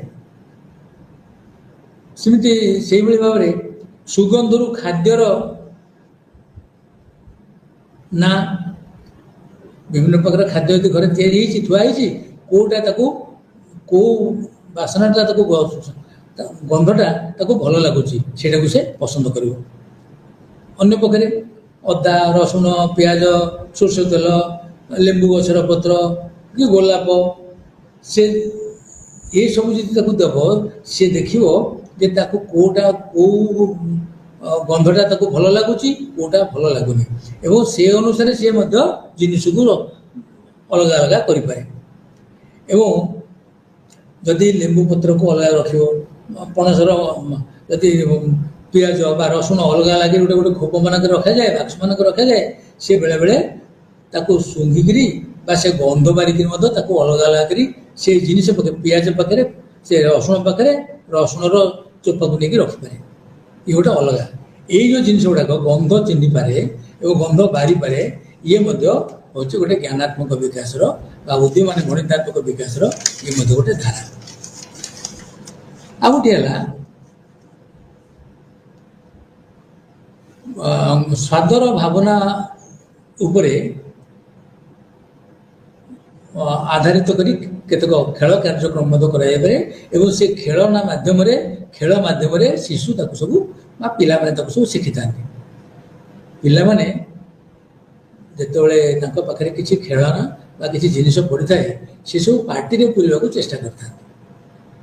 ଆଉ ଜିଭ ମଧ୍ୟ, ଆମେ ଜାଣିଛେ ସମସ୍ତେ, ଜିଭ ମଧ୍ୟ ଗୋଟେ ସ୍ପର୍ଶେନ୍ଦ୍ରିୟ ଏବଂ ସିଏ ମଧ୍ୟ ତାର ବିଚାର କରିବାର ଅଙ୍ଗ ଭିତରେ ଜିଭ ଅନ୍ତର୍ଭୁକ୍ତ। ଖଟା, ମିଠା, ପିତା, ଲୁଣି ଏସବୁ କଥା ସେ ଜାଣିପାରେ ଏବଂ ତାକୁ ଯଦି ଗୋଟେ ଚିତ୍ରରେ ଦେଖେଇବ, ସେଇ କିଛି ଖଟା ଜିନିଷ ଥିବା ଚିତ୍ର, ମିଠା ଜିନିଷ ଥିବା ଚିତ୍ର, ପିତା ଜିନିଷ ଥିବା ଚିତ୍ର, ତାହେଲେ ଲୁଣି ଥିବା ଜିନିଷ, ତାହେଲେ ପିଲା ଯେଉଁ ଜିନିଷକୁ ଚାଖିଥିବ ତାକୁ ଲୁଣି କେଉଁଟା କହିଲେ ସେ ହୁଏତ ତାକୁ ଦେଖେଇ ପାରେ, ଏ ବିଷୟରେ ମଧ୍ୟ ସେ କହିପାରିବ। ତେଣୁ ଏଥିରୁ ଜଣାପଡ଼ୁଛି ଯେ ସ୍ୱାଦର ଭାବନା ବିଷୟରେ ମଧ୍ୟ ତାର ଧାରଣା ହେଇଯାଏ। ସେହିଭଳି ଦୃଷ୍ଟି ଓ ଶ୍ରବଣ ଉପରେ ଆଧାରିତ କେତେକ ଖେଳ କାର୍ଯ୍ୟକ୍ରମ ମାଧ୍ୟମରେ ପିଲାର ଗାଣିତିକ ଶିକ୍ଷାର ବିକାଶ ଘଟିଥାଏ। ପିଲାମାନେ ଯେତେବେଳେ ପ୍ରି ସ୍କୁଲ ପିଲାମାନେ ବା ଆଉ ଟିକେ ବଡ଼ ହେଲେ 4 ବର୍ଷର ପିଲାମାନେ, 6 ବର୍ଷ ତଳକୁ ଯେତେବେଳେ ସ୍କୁଲକୁ ଗଲାବେଳେ ବାଟରେ କ'ଣ ସବୁ ଦେଖିଲେ ତାକୁ ଯଦି ପଚାରିବ ସେ ବେଳେବେଳେ ମନେ ପକେଇ କହେ। ସେ ଆଖିରେ ଦେଖିଛି, ଗଛ ଦେଖିଲି, ଗୋଟେ ବେଲୁନ ଦେଖିଲି, କି କୌଣସି ଜୀବଜନ୍ତୁ ଘୋଡ଼ା କି ହାତୀ କ'ଣ ଦେଖିଛି, ଯଦି ଦେଖିଥିବ କହିବ ଗଲାବେଳେ ମୁଁ ଗୋଟେ ହାତୀ ଦେଖିଲି। ସେମିତି କେଉଁଠି ଭଲ ଗୀତ ତାକୁ ଭଲ ଲାଗିଛି ତାହେଲେ ସେ ସେଇ କଥା ମଧ୍ୟ କହିବ। ଏଇଥିରୁ ବା କେଉଁ ଗଛରେ ଯଦି ଫୁଲ ଫୁଟିଥିବ ଦେଖିଥିଲା, ସେ କହିବ ବଡ଼ ଫୁଲଟେ ଗୋଟେ ସେ ଗଛରେ ଫୁଟିଛି, କି ଫଳ ଗୋଟେ ସେ ଗଛରେ ହେଇଥିଲା, ଆମ୍ବ କି ପଣସ ହେଇଥାଏ, ସେ ପିଲାଏ ଦେଖିଥିବ, ତାହେଲେ ସେ ତାକୁ ମଧ୍ୟ କହିବ। ତେଣୁ ଏଇଥିରୁ ଜଣାପଡ଼ିଲା ଦୃଷ୍ଟି ଆଉ ଶ୍ରବଣ ଉପରେ ଏହା ମାଧ୍ୟମରେ ମଧ୍ୟ ପିଲା ଦେଖିଥାଏ ଏବଂ ଯଦି ସେଇଭଳିଆ କିଛି ଜିନିଷ ତା ପାଖରେ ଉପସ୍ଥିତ କରାଯାଏ ତାହେଲେ ସେ ତାକୁ ମଧ୍ୟ ଚିହ୍ନଟ କରିପାରେ। ଆଉ ଗୋଟେ ଜିନିଷ ହେଉଛି ସ୍ମୃତି ଆଉ ଖେଳ। ସ୍ମୃତି ହେଉଛି ଜ୍ଞାନାତ୍ମକ କାର୍ଯ୍ୟକାରିତା ଏବଂ ଆମର ଦୈନନ୍ଦିନ କାର୍ଯ୍ୟକଳାପର ଏକ ଅବିଚ୍ଛେଦ୍ୟ ଅଙ୍ଗ। ମନେ ପକାଇବା ସ୍ମୃତି, ଏବଂ ସ୍ମୃତିରେ ମସ୍ତିଷ୍କର ଦକ୍ଷତାର ସ୍ମୃତିରେ ମସ୍ତିଷ୍କର ଦକ୍ଷତାର ସହ ସୂଚନା ସଂରକ୍ଷଣ କରିବା ଏବଂ ଆବଶ୍ୟକ ସମୟରେ ଏହାକୁ ମନେ ପକାଇବାରେ ସକ୍ଷମ ହେବା ହେଉଛି ବୁଦ୍ଧିମାନର ପରିଚୟ। ସ୍ମୃତିଟା ହେଉଛି ମନେ ରଖିବା ଜିନିଷଟାକୁ ମସ୍ତିଷ୍କରେ ତାକୁ ରଖିବା ଏବଂ ଯେତେବେଳେ ଦରକାର ତାକୁ ମନେ ପକାଇ ତାକୁ ବ୍ୟବହାରରେ ଲଗେଇବା, କାମରେ ଲଗେଇବା। ଧରାଯାଉ ପିଲାଙ୍କ ସମ୍ମୁଖରେ 3-4ଟା ଜିନିଷକୁ ରଖିବା, ତାକୁ ଦେଖେଇବା। ତାକୁ କପଡ଼ାରେ ତାପରେ 3-4ଟା ଜିନିଷ ରଖିବା, ମନେକର ଗୋଟେ ମାଙ୍କଡ଼ କଣ୍ଢେଇ, ଆଉ ଗୋଟେ ତ୍ରିଭୁଜାକାର ଜିନିଷ, ଗୋଟେ ଚତୁର୍ଭୁଜାକାର ଜିନିଷ, ଆଉ ଏମିତି 3-4ଟା ପ୍ରକାରର ଜିନିଷ ତାକୁ ରଖିବା, ପିଲାକୁ ଦେଖେଇବା। ତାପରେ ତାକୁ ଗୋଟେ କପଡ଼ାରେ ଘୋଡ଼େଇ ଦେବା। ଘୋଡ଼େଇ ଦେଲା ପରେ ପିଲା ନ ଦେଖିଲା ଭଳି ଗୋଟିଏ ଜିନିଷ ସେଠୁ ବାହାରିକି ଆମେ ଅଲଗା ରଖିଦେବା। ତାକୁ ପଚାରିବା, ଯଦି ଦେଖିଲୁ ଏଠି ସବୁ ଅଛି ନା କେଉଁ ଜିନିଷଟା ନାହିଁ, ପିଲା କେଉଁ ଜିନିଷ, ତାହେଲେ ପିଲା କହିଦେଇପାରେ ବେଳେବେଳେ ଯେ ସେଠି ମାଙ୍କଡ଼ଟା ନାହିଁ। ତେଣୁ ସେମିତି ଏଇଟା ସୂଚାଉଛି ଏଇଟା ଗୋଟେ ଜ୍ଞାନାତ୍ମକ ବିକାଶ ବା ଗଣିତାତ୍ମକ ବିକାଶର ଇଏ ମଧ୍ୟ ଗୋଟେ ସୂଚନା। ଗୋଟେ କାର୍ଡ଼ବୋର୍ଡ଼କୁ 7-8 ଖଣ୍ଡ ଦେଇ କାଟିଦେଇ ଗୋଟେ କଣ୍ଢେଇ ଭଳିଆ ଯୋଡ଼ି ଦିଆଯିବ, କଣ୍ଢେଇକି ତାକୁ ଦେଖେଇଦେବ। ତାପରେ ପିଲା ନ ଜାଣିଲା ଭଳିଆ ତାର ହାତ ହଉ କି ଛାତିରୁ ହଉ କି କୋଉ ଗୋଟେ ଅଂଶ କୋଉଠୁ ସେ କଣ୍ଢେଇର ବାହାର କରିଦେବ। ତାକୁ ପଚାରିବ ଏଇଟା ଠିକ୍ ଅଛି, ସେ କହିବ ନା ଏ ଗୋଟେ ନାହିଁ, ଏ ହାତଟା ନାହିଁ କିମ୍ବା ସେ ଗୋଡ଼ଟା ନାହିଁ, ଏଇ କଥା ସେ କହିବ। ଏଥିରୁ ପିଲାର ସ୍ମୃତି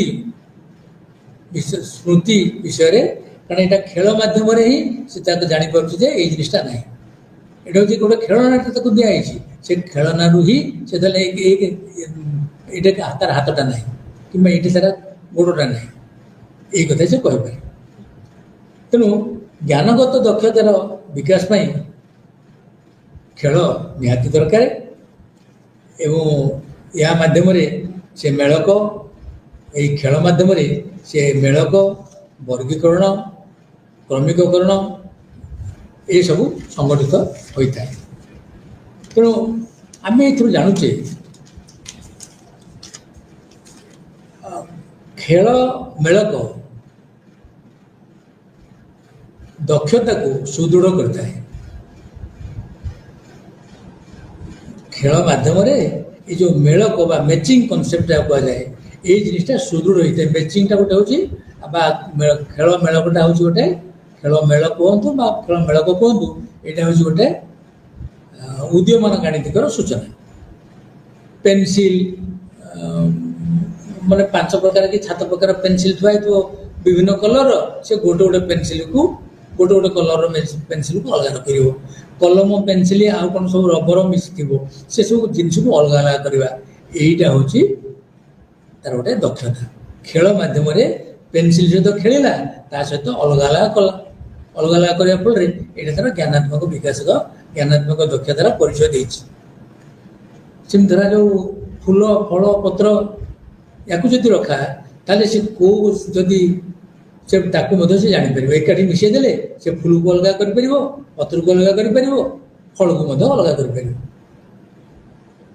ଏପରିକି ଡାଲି ଜାତୀୟ ଧରନ୍ତୁ, ବିରି ଡାଲି ହେଲା, ହରଡ଼ ଡାଲି ହେଲା, ବୁଟ ଡାଲି ହେଲା, ଆଉ କିଛି ଯଦି ହେଲା, ତାହେଲେ ସେଇ ଜିନିଷ ଯଦି ଥାଏ, ସେ ତାକୁ ମଧ୍ୟ ଯେଉଁ ମିଶିକି ଚାଉଳ ଥିବ କି ଆଉ କ'ଣ ଥିବ, ଏଥିରେ ଡାଲି ଜାତୀୟ ଜିନିଷକୁ ଅଲଗା କରିବ ଏବଂ ଚାଉଳ ଜାତୀୟ ଜିନିଷ ମଧ୍ୟ ଅଲଗା ଅଲଗା କରିବ। ସେମିତି ବୃତ୍ତକୁ ମଧ୍ୟ, ଯଦି ଗୋଟେ ବୃତ୍ତ ଥିବ ସେଠି ସେ ରଙ୍ଗ ଦେଇପାରିବ। ଛୋଟ ଛୋଟ କାଠି ବା ଦିଆସିଲି କାଠି ସାହାଯ୍ୟରେ ହଉ କି ଆଉ ଅନ୍ୟ ଛୋଟ ଛୋଟ କାଠି ସାହାଯ୍ୟରେ ହଉ ବା କାଠ ଖଣ୍ଡ ସାହାଯ୍ୟରେ ବା କାର୍ଟୁନ ମାଧ୍ୟମରେ ଗୋଟେ ବଗିଚା ତିଆରି କରିବା, ତା ମନୋଭୂତ ବଗିଚାଟା କେମିତି, ବା ଗୋଟେ ଛାତଟା କେମିତି ହେଉଛି, ବା ଛାମୁଣ୍ଡିଆଟା କେମିତି ହେଉଛି, କୋଉଟା ଭାରି କୋଉଟା ହାଲୁକା, ଏବଂ ଭାରି ଜିନିଷ ତଳେ ରହିବ, ହାଲୁକା ଜିନିଷ ଉପରେ ରହିବ, ଏଇସବୁ ଜିନିଷ ଯେଉଁ କଥା ଆମେ ସେ କରିପାରେ।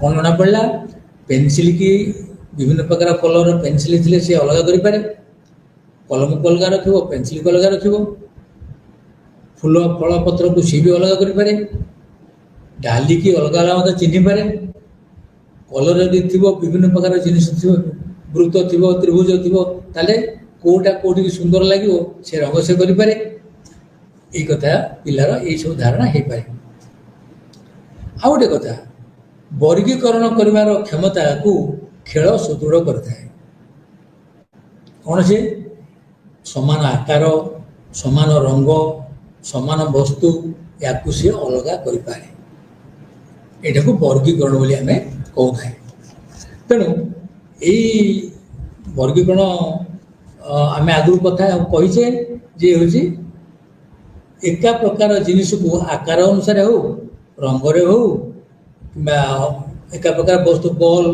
काठ खंडे ताल बॉल को अलग कर काठ खंड को अलग कर सेमती रंग नाली रंग हलदिया रंग अलग अलग जेकोसी कलर रंगर जिनस को सब अलग कर यहीटा हूँ तार वर्गीकरण कर क्षमता सेमती छोट बड़ बड़ बड़ वृत्त ताठू कम छोट वृत्त एवं छोट छोट वृत्त ताकू से सजेकी रखिपारे छोट रु बड़ बा बड़ रु छोट सजे पारे ता सहित आउ गोटे कथा तार विकास घटे कारण और प्रभाव संपर्क को बुझे खेल साहाय्यकारी होता है आगुरी आम उदाहरण देचे गोड़ हल्ले बॉल हलुला कथा आगे कही शिशु जदि गोड़टा घुंचौची बा कांदुची तार प्रभाव तार कौन कारण से देखुची कांदी क्षीर मिलूँ खावा मिलूँ कि गोड़ जदि घुंचौची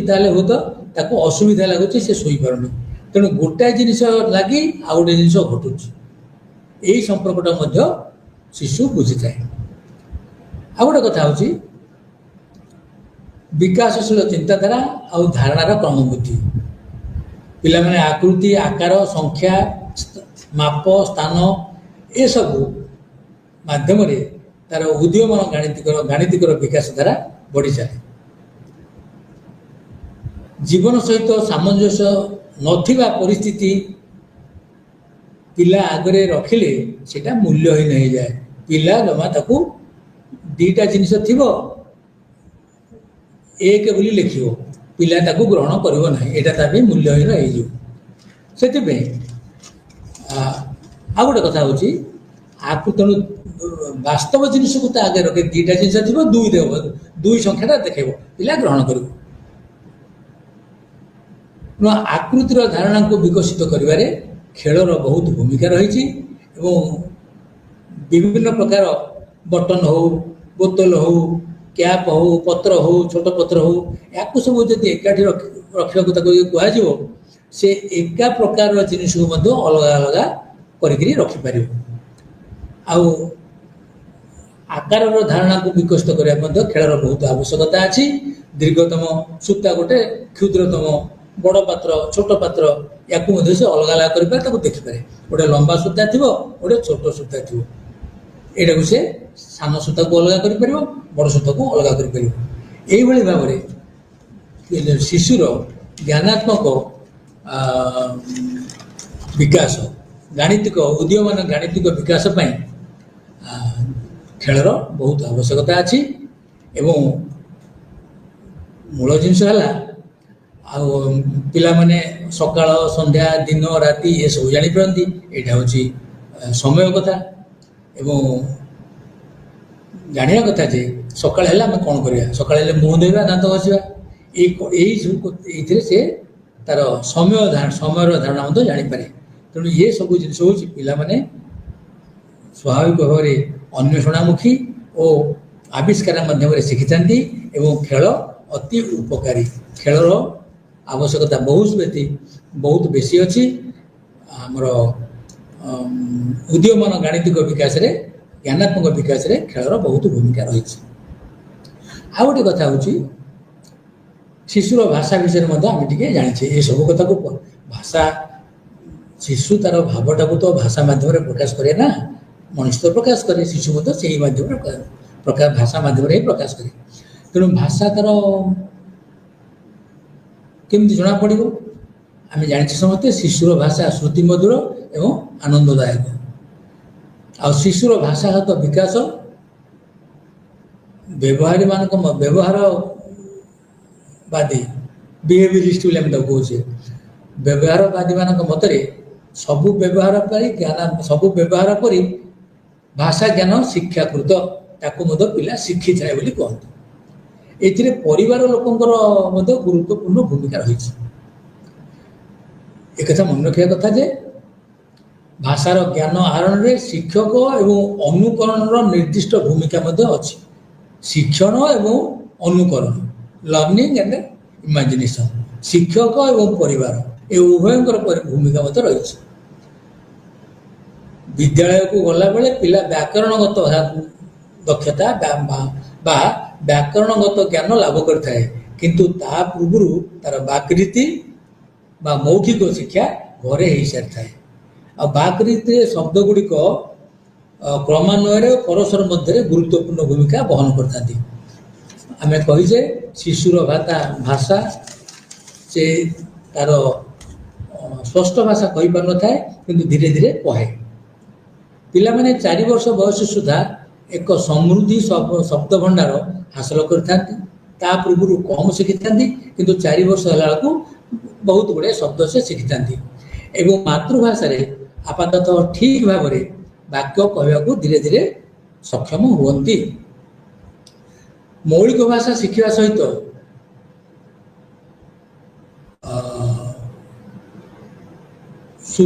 ସୁମଧୁର ଭାଷା ମଧ୍ୟ ସେ ପରିବେଶ ମଧ୍ୟ ଏଥିପାଇଁ ସାହାଯ୍ୟ କରିଥାଏ ସୁମଧୁର ଭାଷା କହିବା ପାଇଁ। ଏବଂ ସେମାନଙ୍କର ପିଲାମାନଙ୍କର ସ୍କୁଲ ଗଲା ପରେ କେତେକ ଜାଗାରେ ଅକ୍ଷର ଶିଖେଇବାକୁ ଆରମ୍ଭ କରନ୍ତି, ପିଲାକୁ ଅକ୍ଷର ଶିଖେଇବାକୁ ଆରମ୍ଭ କରନ୍ତି, କିନ୍ତୁ ସେମାନଙ୍କର ମୌଖିକ ଭାଷା ଯଦି ସୁଦୃଢ଼ ଥିବ ତାହେଲେ ଲିଖିତ ଭାଷା ଧୀରେ ଧୀରେ ସୁଦୃଢ଼ ହେବ, ବିକଶିତ ହେବ, ଯାହାଦ୍ୱାରା ଶିଶୁଟିର ଧାରଣାଗତ ଜ୍ଞାନ ଓ ବ୍ୟବହାରିକ ଭାଷା ଠିକ୍ ଭାବରେ ବ୍ୟବହୃତ ହୋଇପାରିବ। ପ୍ରି ସ୍କୁଲ ପିଲାମାନଙ୍କର ମୌଖିକ ଭାଷାରେ ବିକାଶ ଘଟିଥାଏ।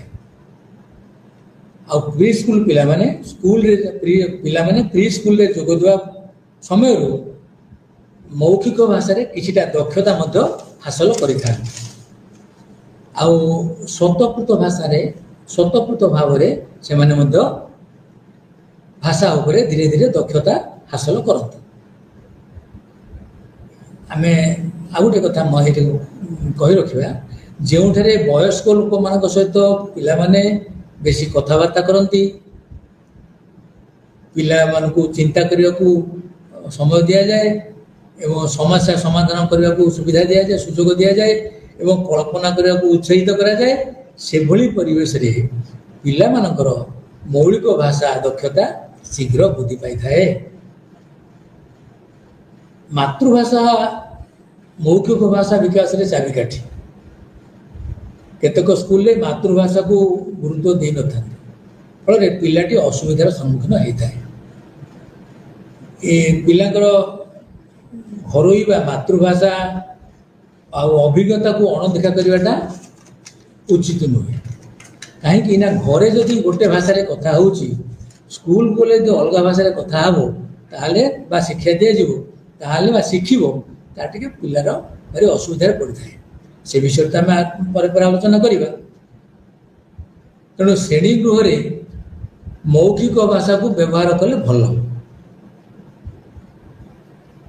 ଆଉ ଯଦି ମୌଖିକ ଭାଷା ଯେଉଁ ଭାଷାରେ ଘରେ ସେ କଥା ହେଉଛି, ଯଦି ଶ୍ରେଣୀ ଗୃହରେ ସେଇ ଭାଷାରେ କଥାବାର୍ତ୍ତା କରା ନଯାଏ ତାହେଲେ ଶିଶୁଟି ନୀରବି ଯାଏ। ଏଇ ଶିଶୁର ନୀରବତା ଏ ଭାଷା ବିକାଶର ଗୋଟେ ଭଲ ଲକ୍ଷଣ ନୁହେଁ। ଆଉ ଗୋଟେ କଥା ହୁଏ କ'ଣ, ଆଉ ଗୋଟେ କ'ଣ ତାର ସୀମା ରହୁଛି ଯେ ଶିକ୍ଷକ ମଧ୍ୟ ସୀମିତ ଶବ୍ଦ ବ୍ୟବହାର ମାଧ୍ୟମରେ କଥାଭାଷା କରିଥାନ୍ତି। ଶିକ୍ଷକ ଯଦି ବହୁତ କିଛି ଭଲ ଗପ ମାଧ୍ୟମରେ ହେଉ, ଗୀତ ମାଧ୍ୟମରେ ହେଉ, କଥା କହିବା ଶୈଳୀରେ ହେଉ, ଯଦି ବହୁତ ଶବ୍ଦ ବ୍ୟବହାର କରି ପିଲାଙ୍କର ମନ ବୁଝିଲା ଭଳିଆ କଥା କୁହନ୍ତି, ତାହେଲେ ସେଗୁଡ଼ିକ ପିଲାର ଏହା ଭାଷା ଦକ୍ଷତା ବୃଦ୍ଧିରେ ଭାରି ସାହାଯ୍ୟ କରିଥାଏ। ସ୍କୁଲରେ ଆଉ ଗୋଟିଏ କଥା ହୁଏ କ'ଣ, ନା ବ୍ୟାକରଣଗତ ବାକ୍ୟକୁ ପ୍ରାଧାନ୍ୟ ଦେଇଥାନ୍ତି। 4 ବର୍ଷର ଶିଶୁ 5 ବର୍ଷର ଶିଶୁ ତାର ବ୍ୟାକରଣଗତ ଦକ୍ଷତା ସେତେବେଳକୁ ଦକ୍ଷତା ବେଶୀ ବୃଦ୍ଧି ପାଇନଥାଏ। ତେଣୁ ମୌଖିକ ଭାଷାର ଅନୁପସ୍ଥିତି ତାକୁ ଛାଡ଼ି ଅନ୍ୟ ଏକ ଭାଷାରେ ଲେଖିବା ବା ପଢ଼ିବା ଆରମ୍ଭ କଲେ ସେଠି ଟିକେ ଏହା ଭାଷା ବିକାଶରେ ଶିଶୁ ପିଲାଟିର ଅସୁବିଧା ସୃଷ୍ଟି କରିଥାଏ। ତେଣୁ ମୌଖିକ ଭାଷାକୁ ପ୍ରାଧାନ୍ୟ ଦେବା ଦରକାର ଏବଂ ପ୍ରୋତ୍ସାହିତ କରିବା ଦରକାର। ଏହି ମୌଖିକ ଭାଷାର ବିକାଶରେ ଆବେଗାତ୍ମକ ଭାବ ପ୍ରକାଶ ପାଇଁ ଏକ ନିରାପଦ ବା ସୁସ୍ଥ ବାତାବରଣ ବା ଗୋଟେ ପରିବେଶ ଆବଶ୍ୟକ। ଗୋଟେ ଭଲ ପରିବେଶ ନଥିଲେ ଶିଶୁ ତାର ମନ ଖୋଲା କଥା କହିପାରିବନି, ତାକୁ ଗୀତ ଆସୁଥିଲେ ସେ ଗାଇବନି, କି କିଛି କହିବାକୁ ଚାହୁଁଥିଲେ ମଧ୍ୟ ସେ କହିପାରିବନି। ଏଇଟା ତାର ଭାଷା ବିକାଶରେ ବାଧା ସୃଷ୍ଟି କରେ। ତେଣୁ ମୌଖିକ ଭାଷା ବିକାଶ କରିବା ପାଇଁ ବା ସ୍ପଷ୍ଟ ଭାବରେ ସେ କହିବା ପାଇଁ ତାକୁ ସୁଯୋଗ ଦେବା ଦରକାର ଏବଂ ସେଥିପାଇଁ ମଧ୍ୟ ଉପଯୁକ୍ତ ପରିବେଶ ମଧ୍ୟ ରହିବା ଆବଶ୍ୟକତା ରହିଛି। ତାହେଲେ କ'ଣ କରିବା, କ'ଣ କରାଯାଇପାରିବ? ସେଥିପାଇଁ ଶିଶୁ ସହିତ ମୁକ୍ତ ବାର୍ତ୍ତାଳାପ, ଖୋଲାଖୋଲି ଭାବରେ କଥାଭାଷା ହେବା, ଦୁଃଖ ସୁଖ ବାଣ୍ଟିବା ଗୋଟେ ଅତି ଗୁରୁତ୍ୱପୂର୍ଣ୍ଣ କଥା। ତା ସାଙ୍ଗେ ଶିକ୍ଷକ ହୁଅନ୍ତୁ, ବାପା ମା ହୁଅନ୍ତୁ, ବା ବିଶେଷ କରି ଶିକ୍ଷକ, ସେ ପ୍ରି ସ୍କୁଲକୁ ଗଲାଣି, ତେଣୁ ସେତେବେଳେ ତା ସାଙ୍ଗେ ମୁକ୍ତ ଆଲୋଚନା, ମୁକ୍ତ କଥାବାର୍ତ୍ତା ହେବା, ସୁଖ ଦୁଃଖ ହେବା, ପିଲା ସହିତ ଆଲୋଚନା କରିବା, ତୁ କେମିତି ଆସିଲୁ, ଘରେ କ'ଣ ଖାଇଥିଲୁ, ଏଇସବୁ ଶିଶୁ ସହିତ ବହୁତ ସମୟ ଦେଇ ଶିଶୁ ସହିତ କଥା ହେବା। କଥା ହେଲେ ତାର ପାଟି ଖୋଲିବ, ସେ କଥା କହିବ। ଘରେ ଯଦି ବାପା ମା ତା ସାଙ୍ଗେ କଥା ନ ହେବେ ତାର ପାଟି ଖୋଲିବନି, ସେ କଥା ତାର କହିବା ଶକ୍ତି କମିଯିବ।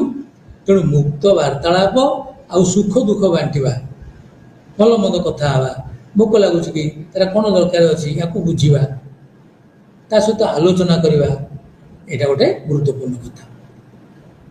ଆଉ ନ୍ୟୁଜ୍ ପେପର ହେଲା, ମାଗାଜିନ୍ ହେଲା, କିମ୍ବା ଫଟୋଗ୍ରାଫ କେଉଁଠି ହେଲା, ସେ ଚିତ୍ର ଦେଖେଇକିରି ଚିତ୍ରରେ କ'ଣ ସେ କହୁଛି, ଏ ଚିତ୍ରରେ ତା ଉଦ୍ଦେଶ୍ୟ କ'ଣ, ଚିତ୍ରରେ ସେ କ'ଣ କଥାଭାଷା ହେଉଛି ବା କ'ଣ ପ୍ରକାଶ କରୁଛି, ଏଇ କଥାଟା ତାକୁ ବୁଝେଇକିରି କହିବା, ଏଇଟା ମଧ୍ୟ ତାର ଭାଷା ବୃଦ୍ଧିରେ ସାହାଯ୍ୟ କରେ।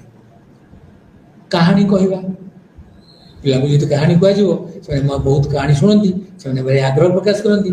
ଶିଶୁ ଗପ କହିବ, ଶିଶୁ ଗପ କହିଲେ ଶିଶୁକୁ ଛୁଇଁଲା, ମନ ଛୁଇଁଲା ଭଳିଆ ଗପ ଯଦି କୁହାଯିବ ସେମାନେ ତାକୁ ଶୁଣିବେ ଏବଂ ଏଗୁଡ଼ାକ ଏଇଟା ଶିଶୁର ଭାଷାଗତ ବିକାଶରେ ସାହାଯ୍ୟ କରିବ।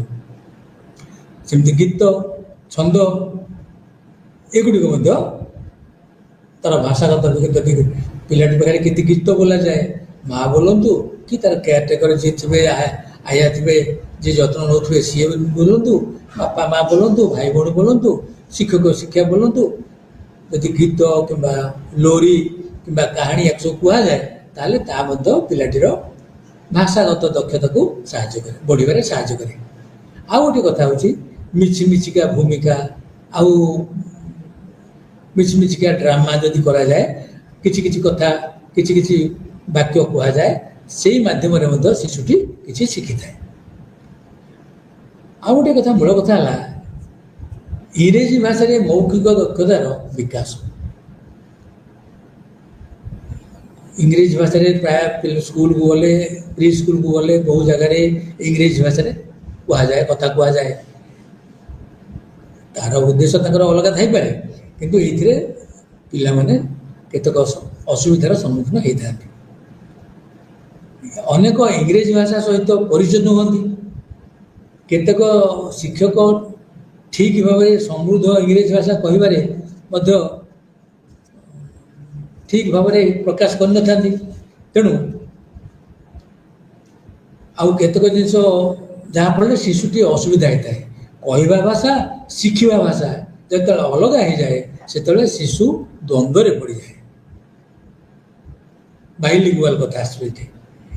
ସେତେବେଳେ ଏଇଥିରେ କ'ଣ ହେଉଛି, ଏଇଥିରେ ସବୁ ବାଧା କ'ଣ କ'ଣ ରହୁଛି गोटे हूँ अनुवाद पद्धति ठीक भाव में पिलाटा ता मन को जिनटा को नहीं पारे ढाल बा कलम एटा पेन यही कथा जो ट्रांसलेसन यही कथा यही अनुवाद यहीटा को सी मन को सी नहीं कलम टे देखेब एटा पेन कहुए बुझेब आरंभ बाइलिंगुअल भाव में पिला बुझिला भाया धीरे धीरे कले कहले जिनिस को देखी ताहले से धीरे धीरे आंचलिक भाषा थे बुझीगले थे मन रहीगले ताहले से इंग्रेजी भाषा को धीरे धीरे ग्रहण कर यहाँ तार कारण धीरे धीरे तो से जब इंग्लिश स्कूल पढ़ुए से निश्चय इंग्लिश शिखा बाध्य हम तेणु डायरेक्ट पद्धति सीधा सड़क प्रत्यक्ष पद्धति हो कि परोक्ष पद्धति हो ताकू धीरे धीरे पिला को अभ्यस्त करने को हम आउ कौन कर पारे तार दक्षता आने गले से जो भाषा शिख पाठ पढ़ो इंग्रेजी वर्णमाला प्रवर्तन करी ताकू जिन गोटे आपुल देखेब यहीटा को देखेब से कनसेप्ट रू से धीरे धीरे शिख बॉल देखेब बीटा को देखेब एमती धीरे धीरे बॉल 4टी अक्षर बस ये जो जिन सब इंग्रेजी वर्णमालार चित्र देखेब एवं अक्षर देखेब ताले धीरे धीरे पिला हूँ तार भाषा दक्षतार टिके उन्नति घट तेणु इंग्रेजी शिक्षादान द्विभाषी आभिमुख्य गोटे एक सुपारिश पद्धति यही दीटा एक भाषा थी पिला को जदि धीरे धीरे कही दिज्व यहाँ आत बा आपुल यहाँ ए तेणु इंग्रेजी भाषा को इंग्रेजी शब्द को हिंदी बा मातृभाषा कहवा दरकार कहीकि पिला को बुझापी आरंभ प्रथम अवस्था आउ पूर्ण वाक्यर अनुवाद न करी किछि इंग्रेजी शब्द व्यवहार करी अल्प अल्प पिला बुझिला भाया इंग्रेजी कही गोटे छोट वाक्य को धीरे धीरे कह ताहले पिला हूँ तो से जिनिस को धीरे धीरे शिख चौक टेबुल उपरे चौक अच्छी ताकू इंग्रेजी जब आम ठीक भाव कहवा ताहले ताकू देखला जे चौकटा टेबुल उपरे अच्छी तेणु उभय इंग्रेजी कह ओडिया करके देखे तेणु कहानी कहवा दरकार ये आउ हिंदी बा मातृभाषा बा इंग्रेजी ताको सरल भाव में कहवा दरकार एवं पिला बुझला भली जहाँ कहुए द्विभाषी आभिमुख्य ग्रहण करी यदि कह जाए ताहले पिला किछि किछि शिखिज आ गोटे कथा छंद लोरी गीत ओडिया तो ओडिया हो बा निज मातृभाषा तो शिखी ता सहित इंग्रेजी छोट छोट लोरी छोट छोट राइम्स कहवा दरकार कहले जब भल लगे सी हो तो ताली मारिकी हो खुशी हो तुम निजे निजे आगे नाटकीय ढंगी करके पिला जो शिखे पिला धीरे धीरे शिख ता सहित पिला सहित धीरे धीरे इंग्रेजी कथबार्ता करिपार तो करिया कही इंग्रेजी कहले धीरे धीरे पिलाटी वार्तालाप कले सी बुझीज सेमती वस्तु को चिन्हट करवा इंग्रेजी भाषा कह ओडिया भाषा तो ठीक मातृभाषा तो कही वस्तु को चिन्हट करवा आउ कार्यशील शब्द व्यवहार करवा आउ दैनंदिन व्यवहृत शब्दावली यही सब प्रतिदिन से जो व्यवहार कर जिनिस कौन कौन करुच्ची ताकू कहवा बाथी गाधेवा खेलिवा खाइबा पाठ पढ़ा स्कूल को जावा या धीरे धीरे कहवा दरकार तेणु वस्तु को चिन्हट करवा यहाँ हूँ बॉल यहाँ हूँ डस्टर यहाँ हूँ चक यहाँ हूँ यही जो जिन सब वस्तु जिनस कहवा दरकार ता सहित कौन कौन से करुच्ची खेलिवा बुलिवा डेइमा यही जो शब्दावली दैनंदिन से जहाँ व्यवहार कर गाधेवा यही जो जिन सब दैनंदिन जो व्यवहार कर शब्दावली सेगुड़ी सहित अभ्यस्त करवा दरकार इंग्रेजी भाषा कहवा दरकार तेणु द्विभाषी दीटा भाषार व्यवहार करी आरंभ ପିଲାକୁ ଯଦି ଶିଖାଯାଏ ମାତୃଭାଷାର ଗୁରୁତ୍ୱ ସବୁବେଳେ ବେଶୀ। ପିଲା ଯେହେତୁ ଘରେ ଗୋଟେ ଭାଷାରେ କଥା ହେଉଥିବ, ସ୍କୁଲରେ ଆଉ ଗୋଟେ ଭାଷାରେ ପଢ଼ିବ, ତାହେଲେ ତାକୁ ଟିକେ ଅସୁବିଧା ହୁଏ। ଏଥିରୁ ପିଲାର ଭାଷାତ୍ମକ ବିକାଶଟା ବାଧା ହେବାର ଆଶଙ୍କା ରହିଛି। ତେଣୁ ଦ୍ୱିଭାଷୀ କଥାକୁ ଆଖି ଆଗରେ ରଖି ମାତୃଭାଷା ତା ସହିତ ଇଂରେଜୀ ଏବଂ ଦ୍ୱିଭାଷୀ ଆଭିମୁଖ୍ୟ ପୋଷଣ କରି ଶିଶୁକୁ ଯଦି କୁହାଯାଏ ବା ତାକୁ ଶିଖିବାର ସୁଯୋଗ ଦିଆଯାଏ, ତାର ଭାଷାଗତ ଦକ୍ଷତା ଉନ୍ନତି ଆସିବ। ତେଣୁ ମୌଖିକ ଭାଷା ଦକ୍ଷତା ବିକାଶ ପାଇଁ ଅନୁକୂଳ ବାତାବରଣ ସୃଷ୍ଟି କରିବା ଦରକାର। ଆଉ ଏକ ସୁଦୃଢ଼ ଏବଂ ପ୍ରଭାବୀ ଭାଷା ଶିକ୍ଷଣ ପରିବେଶ ପାଇଁ ସୃଷ୍ଟି କରିବା ଅତ୍ୟନ୍ତ ଗୁରୁତ୍ୱପୂର୍ଣ୍ଣ ଏବଂ ଦ୍ୱିଭାଷୀ ଆଭିମୁଖ୍ୟ ଗ୍ରହଣ କରିବା ଶିକ୍ଷଣ ଭାଷା ଦକ୍ଷତାର ଉନ୍ନତିରେ ସାହାଯ୍ୟ କରିଥାଏ। ଆମେ ଆଜି ଏଇ ଯେଉଁ ବିଷୟ ସବୁ ପଢ଼ିଲେ, ଭାଷା ଦକ୍ଷତା ଏବଂ ଉଦୀୟମାନ ଗାଣିତିକ ବିକାଶ, ଏହି ବିଷୟରେ ନିଜେ ନିଜେ କିଛି ପ୍ରଶ୍ନମାନ ତିଆରି କରି ତା'ର ଉତ୍ତର ନିଜେ ନିଜେ ପ୍ରସ୍ତୁତ କରି ସନ୍ତୋଷଜନକ ଉତ୍ତର ଯଦି ଆମେ କରିପାରିବା, ତାହେଲେ ଏହି ଆଲୋଚନାରେ କିଛି ଆମର ସୁଫଳ ମିଳିଲା ବୋଲି ଆମେ ଧନ୍ୟ। ଆଉ ଏଇଭଳି ଅଭ୍ୟାସ କରିବା ଦରକାର।